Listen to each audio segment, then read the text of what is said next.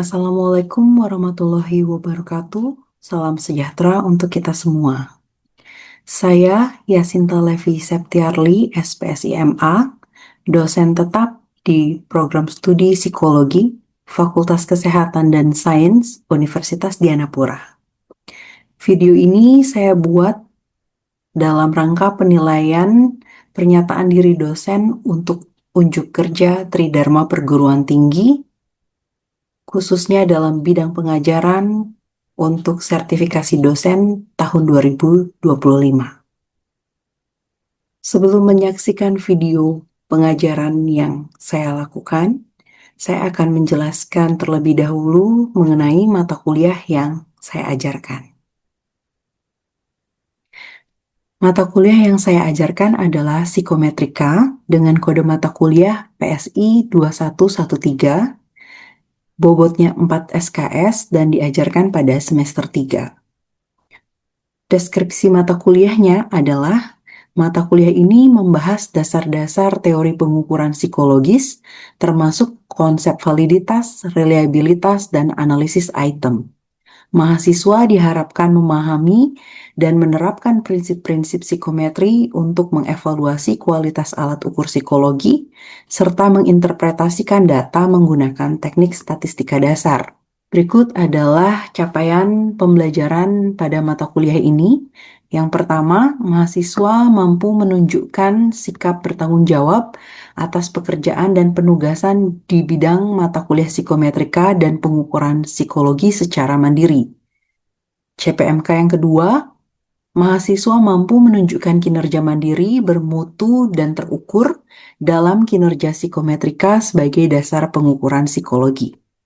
CPMK yang ketiga, mahasiswa mampu mengembangkan instrumen pengukuran psikologi berdasarkan teori dan konstruk psikologi dan berlandasan kaidah teori tes klasik. CPMK yang keempat, mahasiswa mampu mengembangkan tes prestasi hasil belajar yang sahih dan berlandaskan kaidah teori tes klasik. Dan CPMK yang kelima, mahasiswa mampu menguasai tahapan penyusunan skala psikologi, konsep-konsep dalam pengukuran psikologi, validitas, reliabilitas, dan norma, teori tes klasik, dan konsep dasar dalam psikometri, serta dapat mengaplikasikan dalam bentuk pembuatan rancangan alat ukur. Teknik pembelajaran yang saya gunakan dalam mata kuliah ini adalah DIA, yaitu Delivery, Interaction, dan Assessment. Delivery adalah ketika penyampaian materi itu sendiri, lalu interaction adalah ketika ada diskusi dan tanya jawab antara dosen dan mahasiswa, dan juga ada proses assessment untuk mengukur ketercapaian dari tujuan pembelajaran. Berikut adalah materi pembelajaran yang akan dibagikan dalam 16 kali pertemuan, termasuk 2 diantaranya adalah ujian tengah semester dan juga ujian akhir semester. Yang pertama adalah metode psikofisik, metode psikometri, pengukuran, dan evaluasi dan tes. Pertemuan kedua adalah konstanta, variabel, dan statistika dasar. Pada pertemuan ketiga, materinya adalah teori tes klasik dan juga item response teori. Pada pertemuan keempat, teori reliabilitas. Pertemuan 5 dan 6 akan membahas estimasi reliabilitas dan juga error pengukuran dan skor murni. Pertemuan ketujuh akan membahas reliabilitas, atribut komposit. Pada pertemuan ke-8 akan dilaksanakan ujian tengah semester. Pertemuan ke-9 akan membahas estimasi validitas alat ukur. Pertemuan ke-10 akan membahas efek heterogenitas kelompok dan perubahan panjang tes. Pertemuan 11, 12, dan 13 akan membahas penskalaan skor pengukuran. Pertemuan ke-14 akan membahas mengenai norma dan skor pengukuran. Pertemuan ke-15 akan membahas software analisis untuk estimasi kualitas psikometrik, dan pertemuan ke-16 akan dilakukan ujian akhir semester. Adapun sistem pembelajaran yang digunakan dalam mata kuliah ini yaitu secara sinkronus dan asinkronus. Sinkronus dilaksanakan dengan tatap muka di kelas dan juga secara daring dengan menggunakan Zoom dan juga Google Meet. Dan juga akan dilaksanakan pembelajaran dengan cara asinkronus, yaitu dengan memanfaatkan LMS yang disediakan oleh universitas, yaitu si Pandu. Metode pembelajarannya menggunakan metode ceramah, diskusi, dan juga latihan dan praktik. Untuk penilaian akan dilakukan dengan pembagian berikut. Akan ada 2 tugas yang akan dikerjakan oleh mahasiswa. Untuk tugas pertama dan kedua tersebut bobotnya adalah 20% dari total nilai. Lalu UTS 40% dan UAS juga adalah 40%, sehingga total nilai yang diperoleh mahasiswa adalah 100%. Berikut adalah cuplikan proses belajar mengajar yang saya lakukan di kelas sebagai bagian dari pelaksanaan tugas saya sebagai dosen pendidik profesional. Selamat menyaksikan. Wassalamualaikum warahmatullahi wabarakatuh.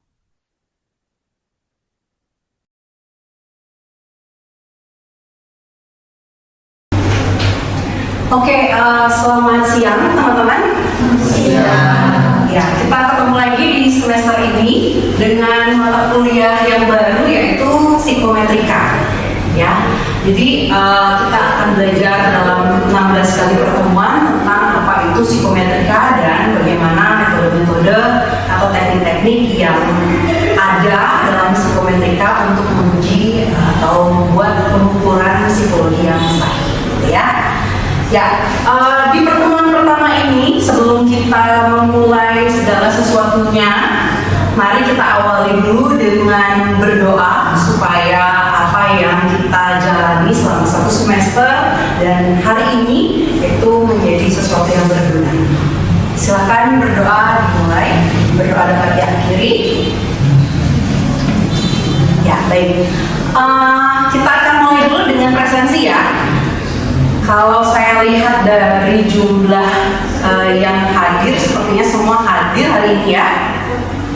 Kita akan lihat dulu apa saja yang menjadi capaian atau yang diharapkan teman-teman pelajari dalam mata kuliah psikometrika, terutama yang ada dalam pertemuan pertama ini. Capaian mata kuliahnya adalah teman-teman diharapkan mampu untuk menguasai tahapan penyusunan skala psikologi, konsep-konsep dalam pengukuran psikologi seperti validitas, reliabilitas, dan pembuatan norma, teori klasik, dan konsep dasar dalam psikometri, serta dapat mengaplikasikan dalam bentuk pembuatan rancangan algoritma. Ya, ini adalah harapan atau tujuan besar dari pembelajaran psikometrika ini. Oke, untuk sub CPMK-nya, teman-teman mahasiswa mampu mendiferensiasi metode psikofisik dengan tepat. Jadi itu yang akan kita pelajari pada pertemuan pertama ini. Dan mahasiswa mampu menguraikan konsep pengukuran, evaluasi, dan tes psikologi dengan tepat. Ya. Untuk tujuan pembelajaran hari ini adalah teman-teman mahasiswa dapat mendiferensiasi konsep pengukuran psikis dan pengukuran fisik dengan tepat. Mahasiswa dapat memperinci atribut psikologis dengan tepat. Mahasiswa dapat menjelaskan konsep pengukuran dengan tepat. Mahasiswa juga dapat menjelaskan konsep evaluasi dan tes dengan tepat. Oke. Dan pokok bahasan yang akan kita bahas pada pertemuan pertama ini adalah pengukuran psikofisik, konsep psikometri, konsep pengukuran, evaluasi, dan juga metode tes psikologi. Sampai di sini ada yang mau ditanyakan terlebih dahulu? Belum. Oke, sudah cukup jelas? Oke, kita lanjutkan dalam petunjuk belajar. Jadi apa yang bisa teman-teman lakukan jika ingin memperdalam atau mempelajari pertemuan pertama ini? Bisa membaca dan materi ini sudah di-upload di LMS ya. Jadi teman-teman bisa mengunduh gitu ya. Sekaligus juga RPS-nya sudah saya unggah juga di halaman LMS. Jadi semua sudah ada. Oke, sebelum kita masuk membahas apa itu psikometri dan lainnya, kita akan buat survei awal. Silahkan teman-teman mengeluarkan handphonenya. Bisa melalui dipindahin melalui barcode atau teman-teman mengakses melalui link ini. Oke, ada beberapa yang sudah mengisi ya. Kita lihat sama-sama. Psikometri adalah cabang ilmu psikologi yang berkaitan dengan pengukuran, pengujian sifat-sifat psikologi seperti kepribadian, kognitif, dan kemampuan. Psikometri juga berfokus pada pengembangan administrasi dan interpretasi psikologi. Wow, ini jawaban yang sangat seperti sudah siap gitu ya untuk belajar psikometri. Ini siapa yang punya jawaban ini? Oke, ya. Oke. Dan juga jawaban teman-teman yang lain, kalau kita baca lagi, sepertinya sudah banyak yang mempersiapkan diri sebelumnya ya untuk mengikuti mata kuliah ini. Oke, baik. Terima kasih teman-teman. Kita lanjutkan ke materi kita. Ya. Ada yang bisa cerita kira-kira apa sih bedanya gambar yang pertama dan yang kedua? Apa ya? Gambar yang pertama ini menceritakan tentang apa sih? Apa yang kalian bisa ceritakan dari gambar yang pertama? Gambar yang pertama itu orang yang diukur tinggi badannya. Oke, orang yang diukur tinggi badannya. Kalau gambar yang kedua, kira-kira orang ngapain itu? Fotonya lagi ngapain? Lagi tersenyum. Iya, betul. Jadi di gambar yang pertama ini objeknya sama, ya, yaitu ada orang, gitu ya. Tapi di gambar pertama dia diukur tinggi badannya. Dan di gambar yang kedua orang juga, gitu ya, manusia juga, individu juga. Tapi yang dilihat atau yang ditonjolkan di gambar kedua ini adalah ekspresinya atau perasaannya, gitu ya. Jadi dia mungkin sedang bahagia sehingga dia memberikan senyuman yang lebar, gitu ya. Nah, apa yang membedakan kedua gambar ini?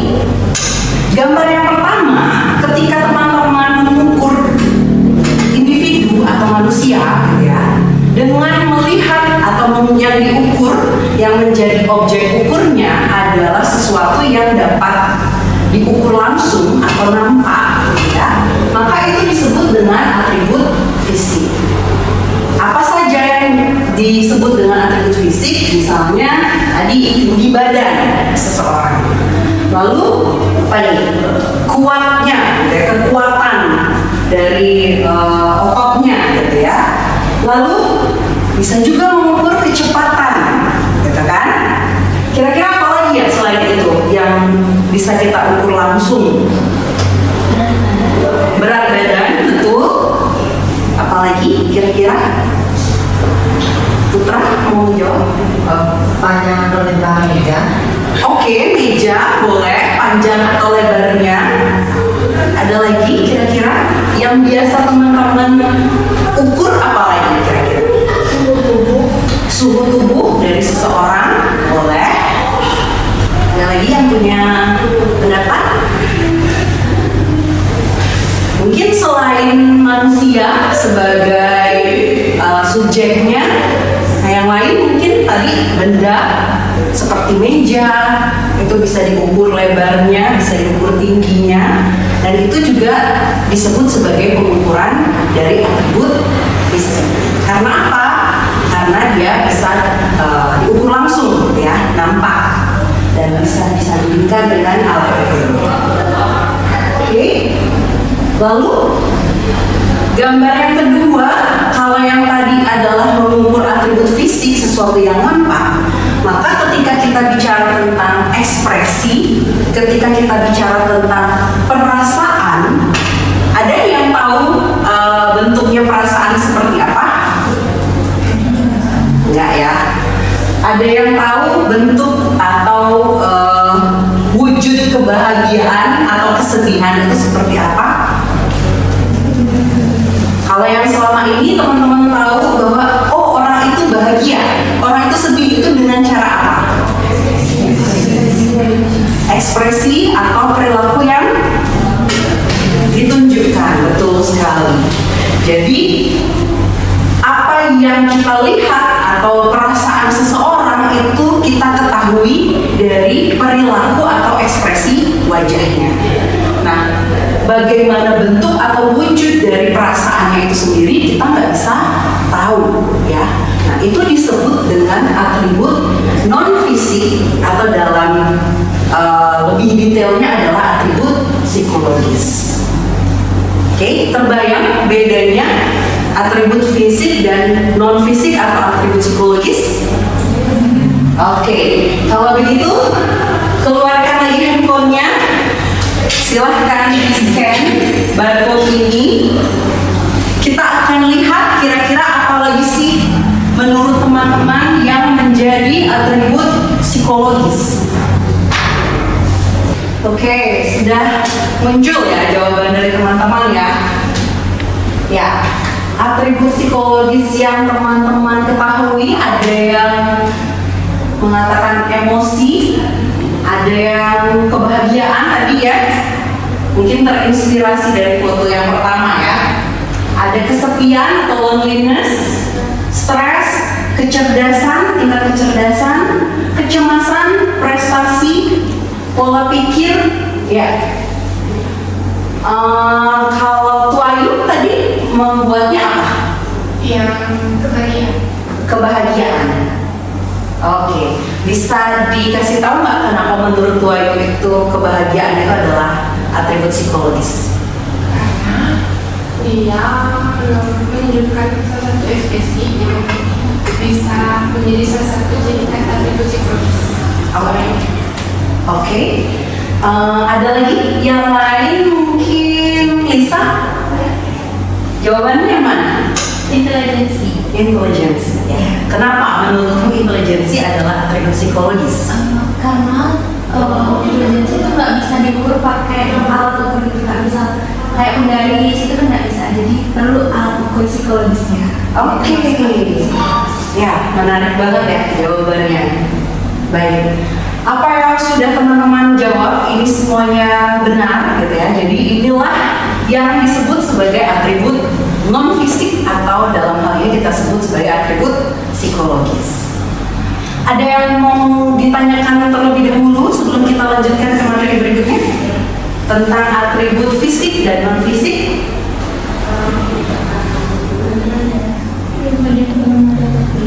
Oke. Kalau belum ada, kita akan lanjutkan.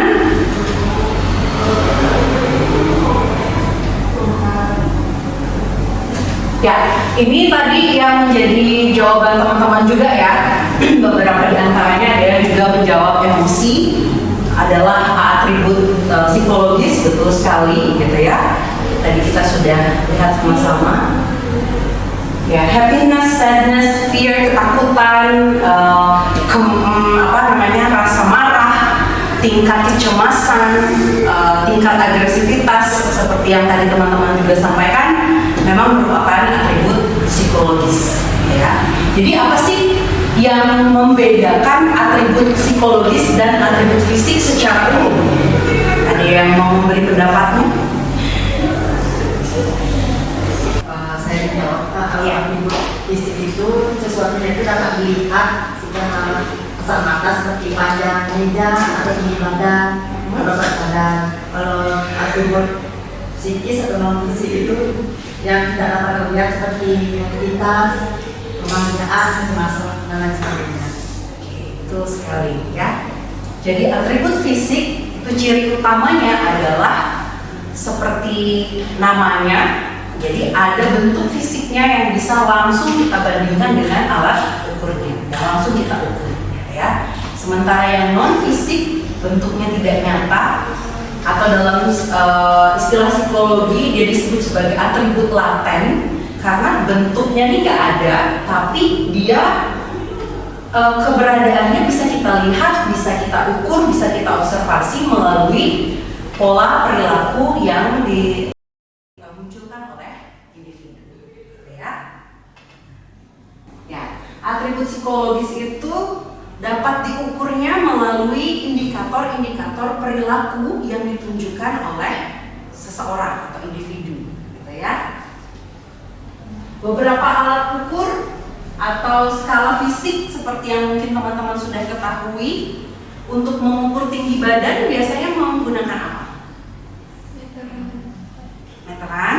Nah, kalau mengukur apa lagi ya? Atribut fisik lainnya tadi berat badan dengan timbangan. Kalau mengukur kecepatan lari, kecepatannya ada yang tahu? Biasanya pakai apa? Kalau di motor, kecepatan motor itu pakai apa? Speedometer, ya. Kalau suhu tadi ada yang menjawab, termometer. Nah, bagaimana mengukur atribut non fisik atau atribut psikologis? Berarti dengan alat tes psikologi. Betul sekali, Jeremy. Ya, jadi perlu dibuatkan alat ukurnya, gitu ya, atau skala biasanya disebutnya. Ya, jadi skala fisik itu ada seperti yang teman-teman biasanya sudah ketahui, ada meteran, timbangan, speedometer, dan lain sebagainya. Alat ukur non fisik atau psikologi juga ada, yaitu skala-skala psikologi. Ya. Nah, dalam psikometri ini kita akan belajar bagaimana sih membuat skala atau mengevaluasi skala-skala psikologi, apakah mereka alat-alat tes itu atau skala tersebut sudah dapat menghasilkan pengukuran yang tepat atau tidak. Ya, itu yang akan kita pelajari dalam mata kuliah psikometri. Oke. Berikutnya adalah konsep pengukuran. Pernah mengukur sesuatu, teman-teman? Pernah ya? Apa yang pernah teman-teman ukur? Tinggi badan. Terus apa lagi?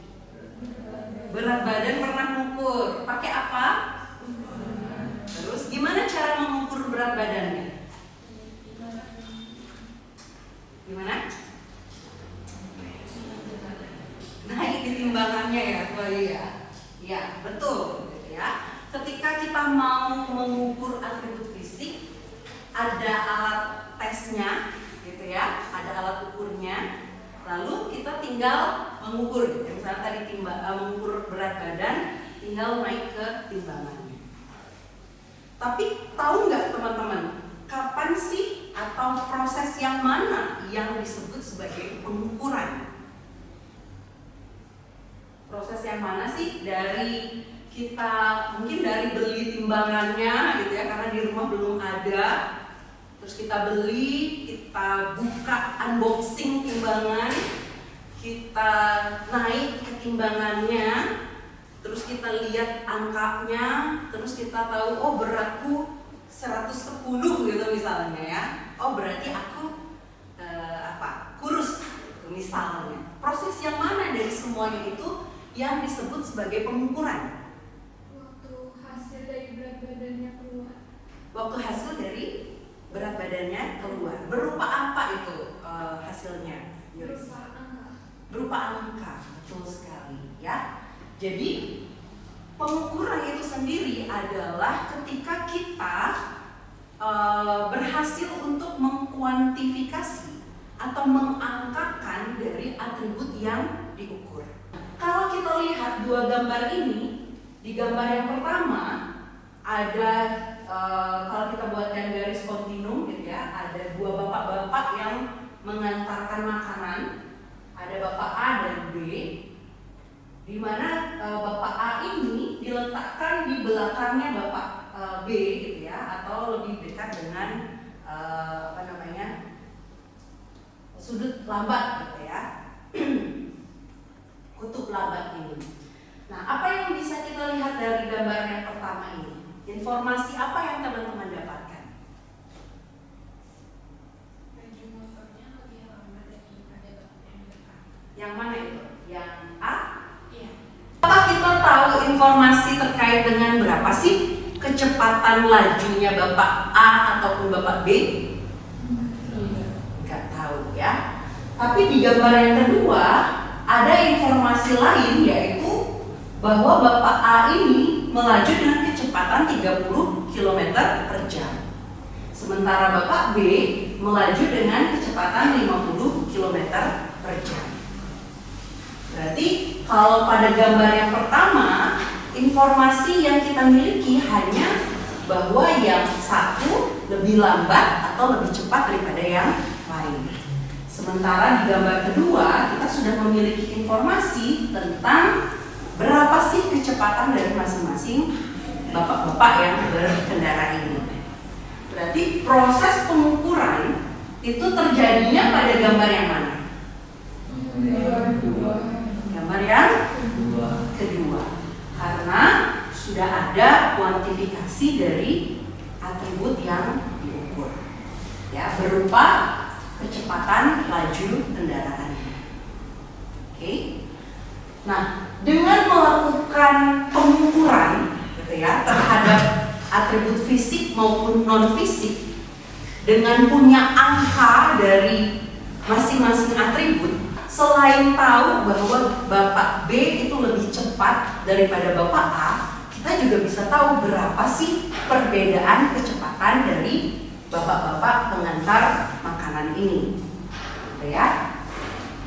Jadi pengukuran ini sangat berperan penting gitu ya dalam meningkatkan akurasi dan objektivitas informasi mengenai atribut yang sedang diperhatikan.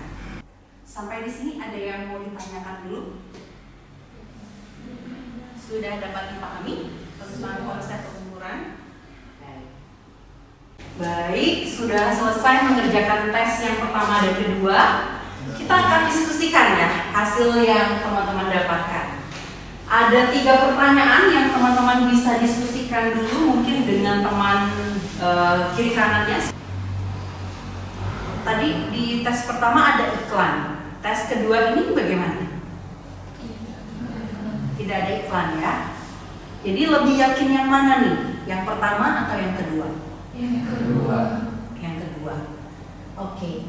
Nah, begitu kira-kira teman-teman pengalaman dalam mengerjakan tes psikologi, bahwa alat tesnya mungkin sama, yaitu web based gitu ya, tapi pengalaman yang dirasakan oleh yang diukur gitu ya itu bisa berbeda-beda. Ada yang merasa yakin dengan hasilnya karena pengalaman yang diberikan atau alat ukurnya itu terlihat meyakinkan gitu ya, tidak ada iklannya, tidak bias bahasa dan lain sebagainya. Sehingga dalam membuat atau mengukur psikologis seseorang atau atribut psikologis, memang alat ukur itu menjadi sesuatu yang sangat penting untuk dipersiapkan. Nah, itu yang akan kita coba cari tahu dalam 15 pertemuan ke depan gitu ya. Bagaimana sih menghasilkan alat ukur atau hasil pengukuran yang memang dapat dipercaya. Oke, sampai di sini ada yang mau ditanyakan dulu terkait seluruh diskusi kita pada hari ini? Belum ada? Baik. Ini adalah pustaka acuan yang bisa teman-teman gunakan. Minggu depan kita akan bertemu kembali dengan materi berikutnya, yaitu terkait statistika dasar dalam psikometrika. Jadi silakan teman-teman mempersiapkan diri terlebih dahulu untuk materi yang akan kita diskusikan berikutnya. Oke? Dan tidak lupa juga untuk tugas ya. Pertemuan pertama ini yaitu tugas individu, teman-teman masing-masing mencari tes psikologi.